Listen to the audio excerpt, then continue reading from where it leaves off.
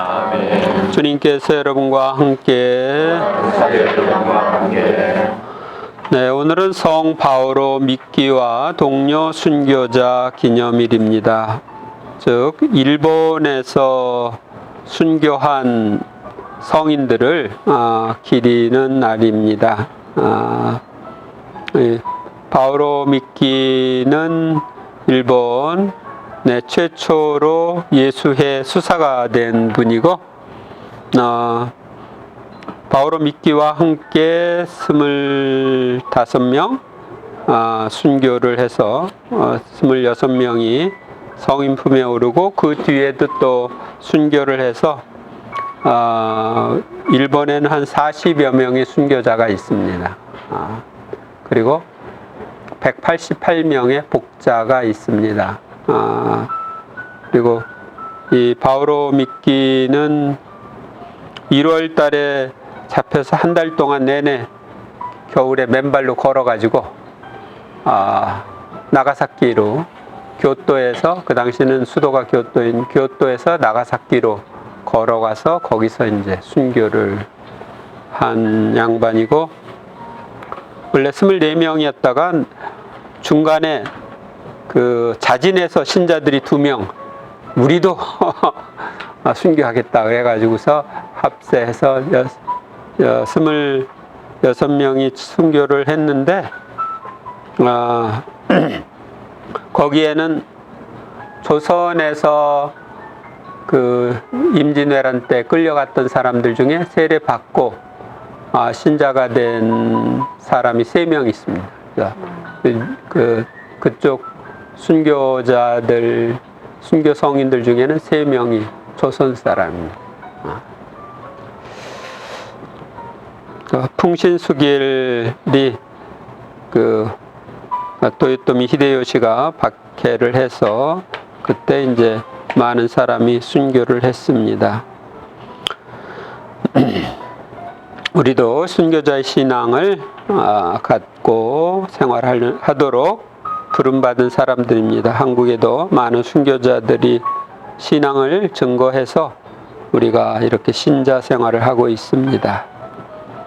오늘 바오로 믿기와 동료 순교자들, 또 한국에 순교한 모든 이들을 기억하면서 이 미사 봉헌하겠습니다. 이 미사는 저와 산악회원들 가족의 영육간의 건강을 위해서, 또 온 세상 모든 이들을 위해서 이 미사 봉헌합니다. 이 구원의 신비를 합당하게 거행하기 위하여 우리 죄를 반성합시다. 네, 잘 지내셨습니까? 네.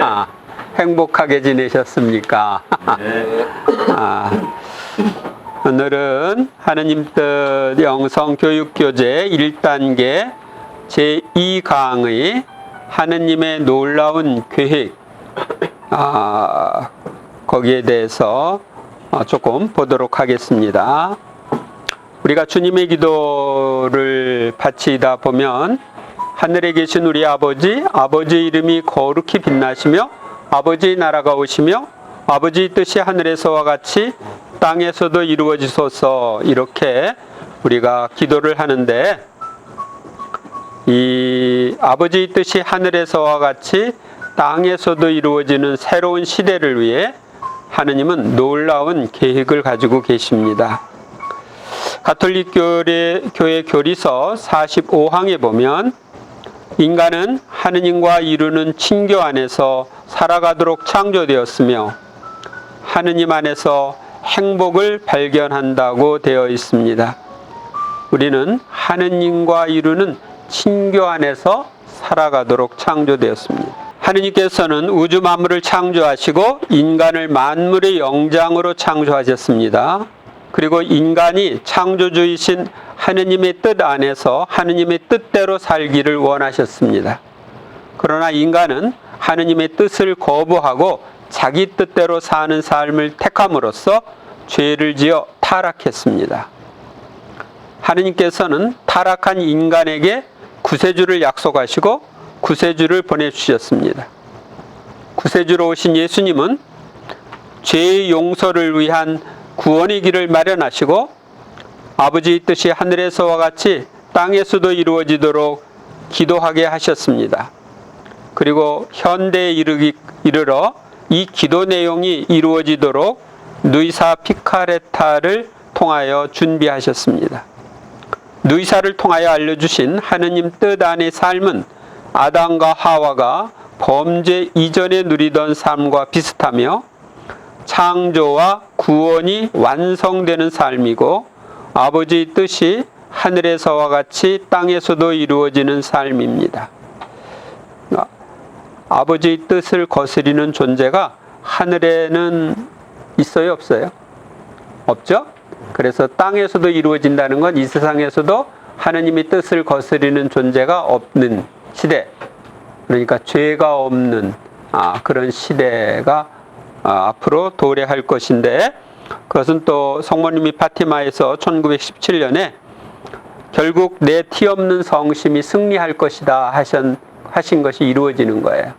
그러니까 세상이 티 없이 깨끗하게 되는 것을 가리킵니다. 이는 그동안 우리가 해온 영성생활의 완성인 동시에 새로운 차원의 영성생활입니다. 그래서 그동안에 우리가 영성생활을 했는데 그 최고의 절정이 이제 아버지의 뜻이 하늘에서와 같이 땅에서도 이루어지는 그때입니다. 제1일 첫째 피하신 하느님의 창조, 인간의 타락에 대해서 보겠습니다. 창세기 1장 27절에 보면 하느님께서는 이렇게 당신의 모습으로 사람을 창조하셨다. 하느님의 모습으로 사람을 창조하시되 남자와 여자로 그들을 창조하셨다고 되어 있습니다.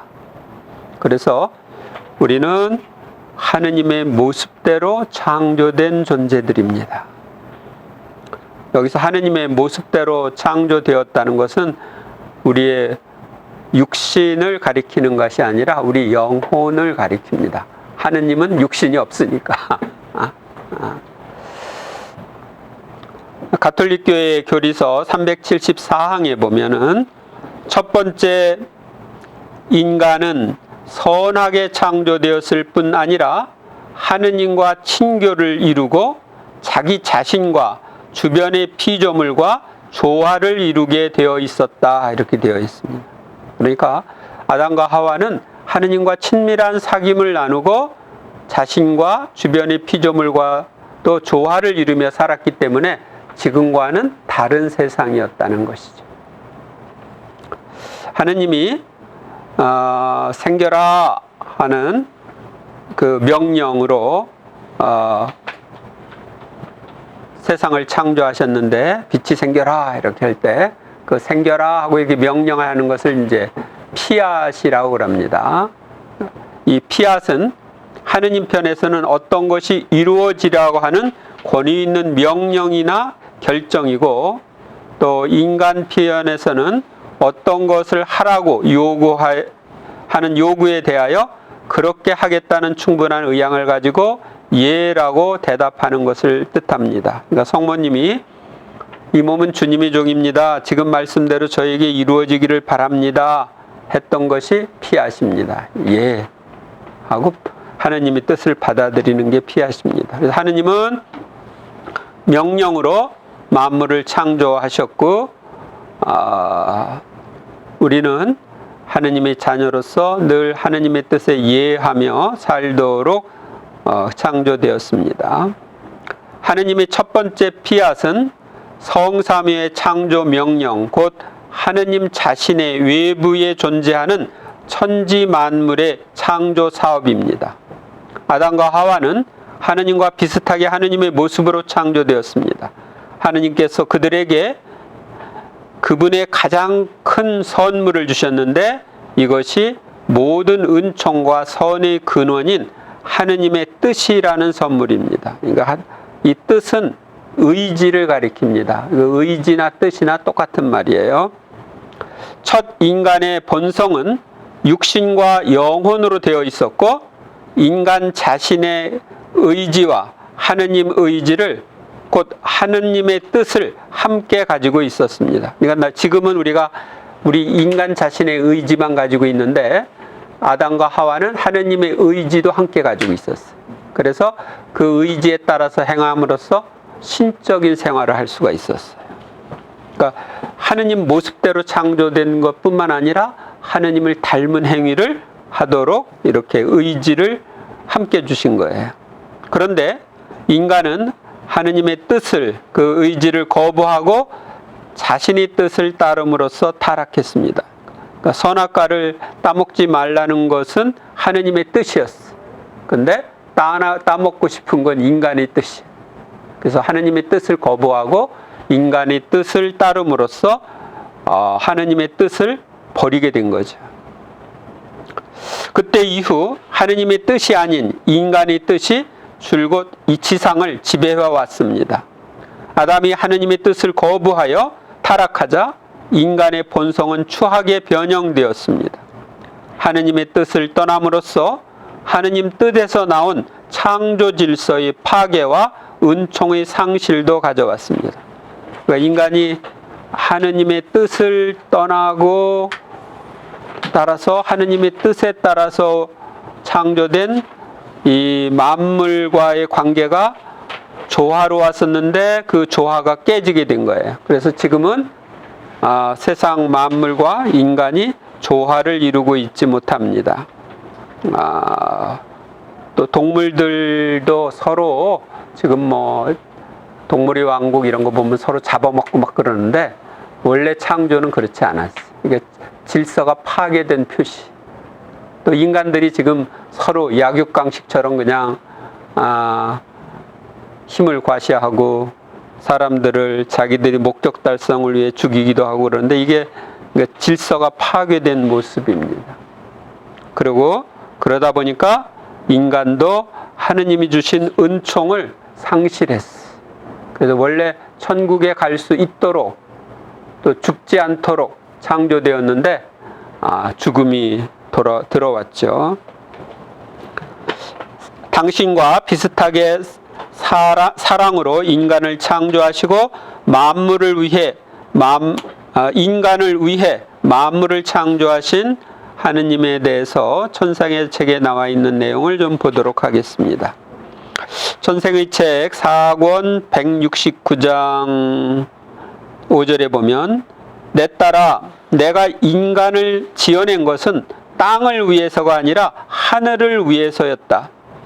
인간의 정신과 마음 따위 내적 일체가 하늘에서 살도록 하려는 것이었다. 그래서 우리를 창조한 것이 하늘에서 살기 위한 것. 지상을 위해서가 아니라 하늘을 위해서 창조하셨다는 것입니다. 권과 장절은 생략하고 내용만 보도록 하겠습니다. 따라 나는 창조 사업으로 영혼에게 나의 모습을 부여하였다. 그러니까 우리 영혼의 모습이 하느님을 닮은 거예요. 하느님 모습이 부여된 거예요.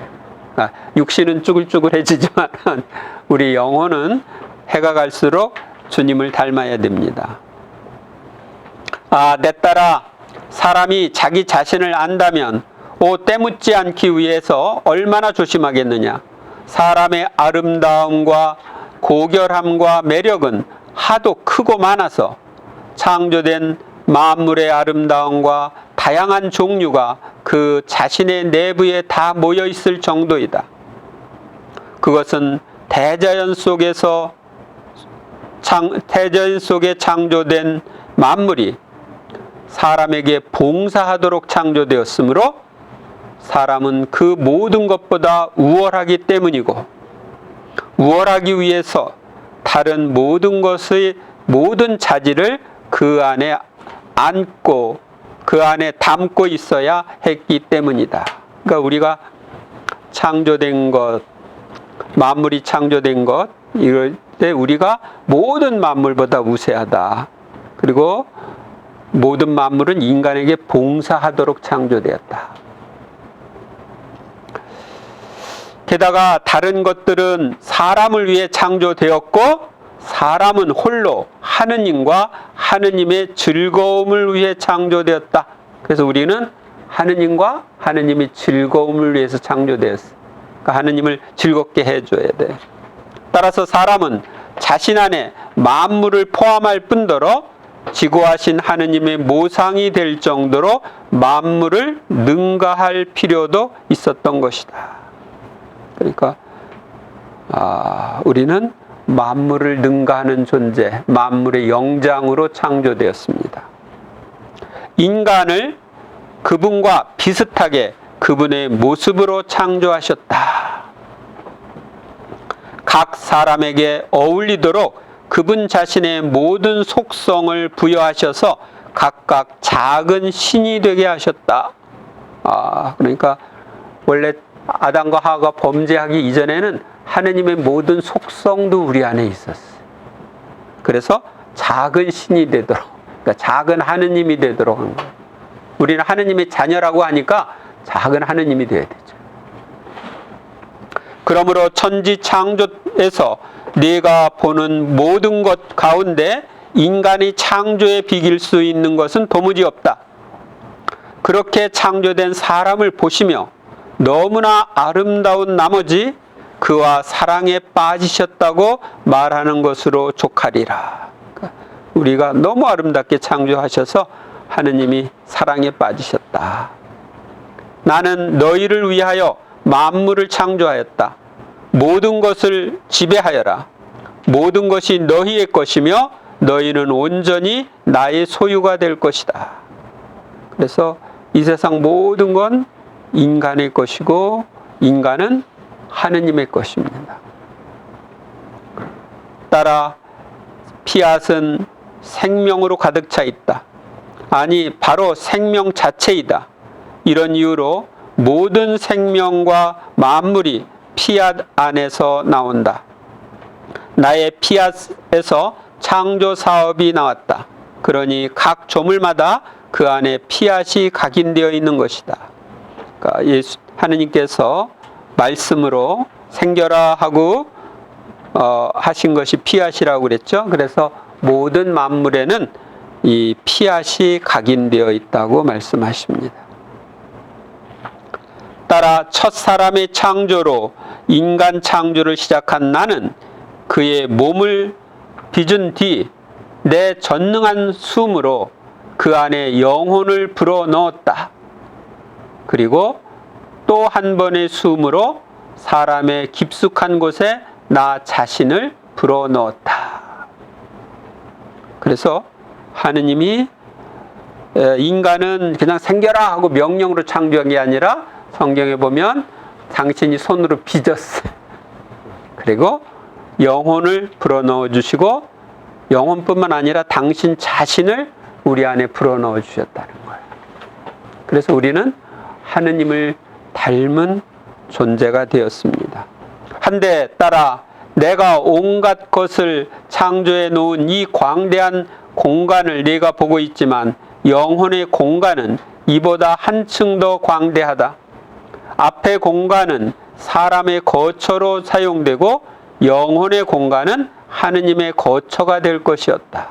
그러니까 우리가 우주 만물을 보면 엄청나게 크다. 이렇게 그 넓은 공간을 이야기하는데 우리 영혼의 공간은 이 우주 만물이라고 하는 공간보다 더 넓다. 거기에는 하느님의 거처가 있어야 하니까. 그래서 우리 영혼의 세계는 그만큼 넓은데 사람들이 그걸 잘 몰라요.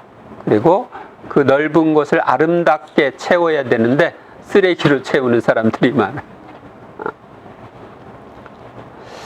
우리는 지극히 순수한 사랑의 강렬한 분출 안에서 우리의 전능한 입김으로 인간을 지어내었다. 우리가 이 피조물과 함께 즐기기 위함이었고 그는 우리가 함께 또 우리가 그에 대한 사랑으로 창조한 만물과 함께 행복하게 지내게 하기 위함이었다. 그러니까 우리가 창조된 것은 주님과 우리가 함께 즐겁게 살기 위해서 피조물과 함께 즐기기 위해서 창조되었다는 것. 행복하게 지내기 위해서 창조됐다. 그러니까 인간을 창조한 목적은 하느님이 당신과 함께 생활함으로써 행복하게 살도록 하기 위한 거였어요.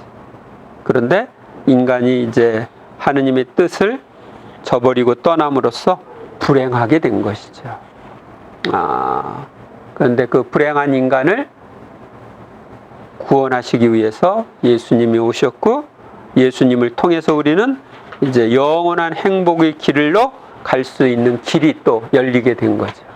그래서 이 지상에서의 삶이 끝나면 우리는 영원한 천국에 가서 함께 살 겁니다. 그때는 헤어짐이 없고, 아마 우리 산악회가 오늘은 화성 구경 가자, 내일은 뭐 태양 구경 가자, 그러면서 여기저기 관광할 수 있지 않겠나 봅니다. 우리를 행복하게 살도록, 당신과 함께 또 서로 피조물과 함께 행복하게 살도록 창조해 주신 것에 대해 감사드리면서 오늘 하루도 행복하게 삽시다. 아멘.